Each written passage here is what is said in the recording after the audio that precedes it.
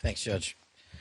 I'll begin my remarks and end my remarks the same way, with prayer for our fallen soldiers, prayer for our law enforcement community, prayer for our National Guardsmen and women, prayer for our brave prosecutors at the Department of Justice and the offices of the D.C. United States Attorney.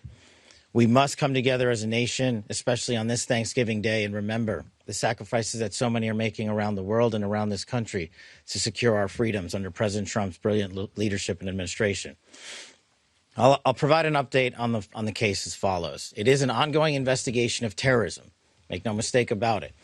The FBI is leading out on these federal assault on a federal law enforcement officer investigation on many fronts.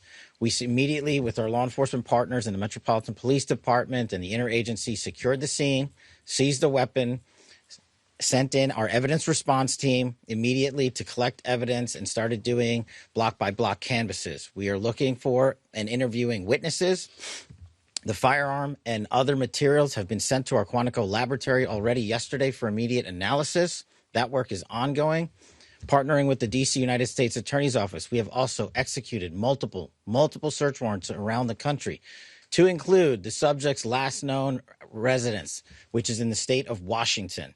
The search warrant was executed on that house last night or early this morning, and it is an ongoing process. All the individuals found in the house have been interviewed, and some interviews remain ongoing. We will not stop until we interview anyone and everyone associated with the subject, the house, and every piece of his life. There's also subject interviews relations conducted in San Diego pursuant to our ongoing investigation. So, as the judge noted, this is a coast-to-coast investigation being led right here in Washington, D.C., and this subject definitely did pick the wrong country. And we will rise together as a nation to show the world what we do here. And we are thankful that we have the Attorney General's brave leadership and President Trump's brave leadership and priorities to safeguard our communities. I also spoke to Director of the CIA, John Ratcliffe, last night, and Secretary of War, Pete Hegseth. There is confirmation now that the subject had a relationship in Afghanistan with partner forces. We are fully investigating that aspect of his background as well, to include any known associates that are either overseas or here in the United States of America. That is what a broad-based international terrorism investigation looks like. We will provide continuous details to the American public while at the same time not jeopardizing the ongoing prosecution to ultimately hold this perpetrator accountable in our courts of law. We will provide as much transparency as possible, but as you can see, the breadth and scope of this investigation will continue. We will continue to hit the streets and hit every town and every house and talk to every witness. The men and women of the FBI and the Metropolitan Police Department and the interagency, to include the Department of Homeland Security, DEA, and ATF, are working tirelessly on this Thanksgiving Day.